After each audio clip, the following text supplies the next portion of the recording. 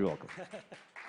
Thank you very much, moderator. I'll have to apologize for moving back to English after what I thought was some really interesting presentations in Latvian. And actually, thank you to the translators, because without you, we wouldn't be able to understand anything. So, yeah, I'm extremely happy to be here at this important event and provide some inputs on our experience from the CoST initiative. Which CoST is the Infrastructure Transparency Initiative. So perhaps one caveat on my presentation is that when I talk about stakeholder engagement, our experience is specifically related to public infrastructure projects. It doesn't mean that it can't be applied to other sectors, but that's where our experience comes from. And also, I should say that my presentation is based on a mix of theory and research that we have done, and then the experience from our CoST member countries. The research, I would just like to highlight, we did a research project that focused on the potential added value of CoST in high-income countries, and we looked into 3 case studies, which were Argentina, Scotland, and a neighboring country, Lithuania, and the reports from these case studies are available on our website, along with an overarching report as well. So, yeah. So I'm not going to spend much time on this slide. This is basically the raison d'être of CoST. Maybe just the last bit, which I think speaks to the focus of this conference, which is that there is really a growing demand out there for citizens' engagement, open government, and access to information.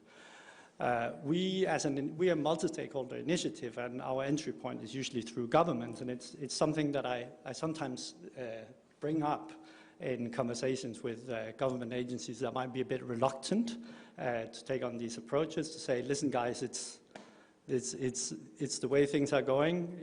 Things are becoming more important, more open. There's a demand for this, and it's not going to go back. So that's a strong trend, I think, strong driver. So the CoST initiative is built around 4 core features, and members sign up to these to apply these features when they become members of CoST. So I'll just very briefly run through them because it's important to contextualize the sort of more detailed discussion of stakeholder engagement.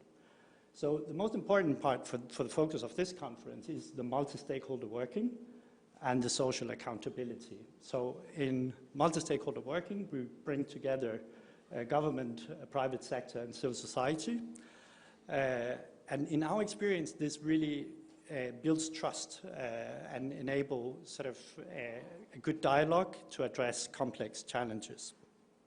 Social accountability is something that has come up in earlier presentations as well. It's about how to make sure that we use the data, that we make sure that people, communities are actually actively engaged. However, this link here is also really important because you can have stakeholder engagement, but you need to have stakeholder engagement about something, and you need to address information asymmetries between different members of the stakeholder group. So the way we do this in CoST is that we use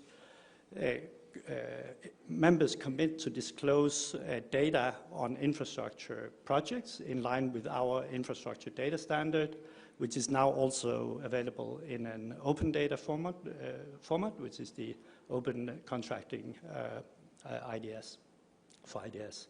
And basically, it consists of 40 data points, which are disclosed routinely and periodically throughout the life cycle of a project.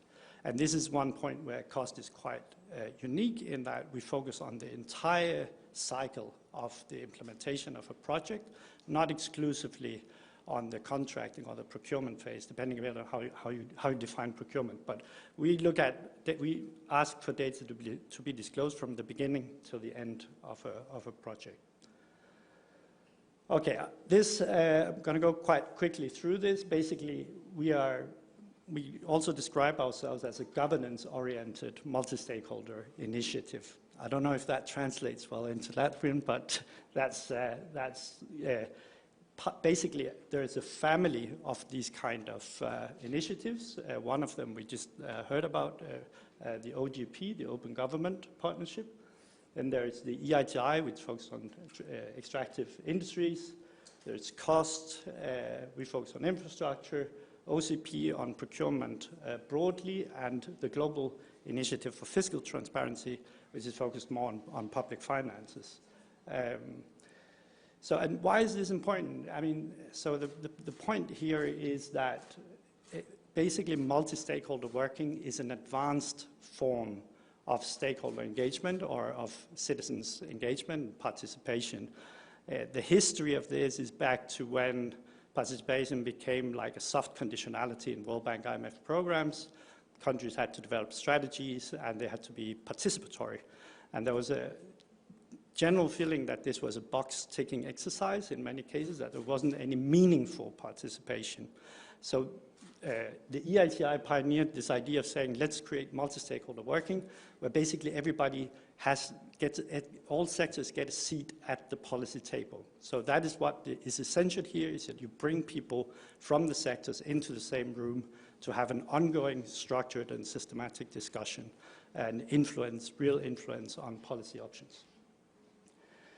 The research I mentioned earlier, looking at high-income countries, we used this scale to measure participation and set the bar. And it runs from information sharing to systematic and structured and informed. And we found that in all cases, it never exceeded consultation, right? So good consultation, well-planned consultation in many cases, which is better than just information sharing, but no active participation, no structured and systematic engagement. And we basically think this is a huge missed opportunity to sort of draw on some of the benefits from having an ongoing engagement process. So how do we do it in CoST? Well, as I said initially, it's a very central part of becoming a member of CoST, is you have to sign up to create a multi-stakeholder working group. In this group, you bring together reform-minded representatives from government, private sector, and civil society. And the MSG then becomes responsible for providing leadership and setting policy and standards for the implementation of the CoST program in the country. I say country, but it can also be local government. It can be a mega project. It can be a sector. It can be one contracting agency, for example. There are different types of membership categories. In our experience, what happens over time is that you build trust between these stakeholder groups through dialogue and the pursuit of a common goal. I like to compare it to the functioning of a board of an organization.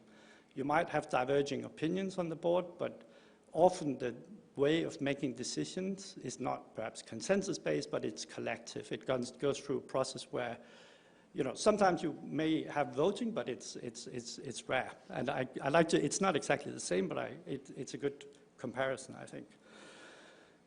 What it does in terms of the program is that it broadens, obviously, the ownership of the program, and it builds legitimacy for change. So that's sort of the standard approach we use. Now, what's actually really interesting is that we've recently started to think about how this can be applied, the multi-stakeholder working can be applied as a principle at the local level or at specific individual project level. So if you think about it here, you have the figure that I just showed you before.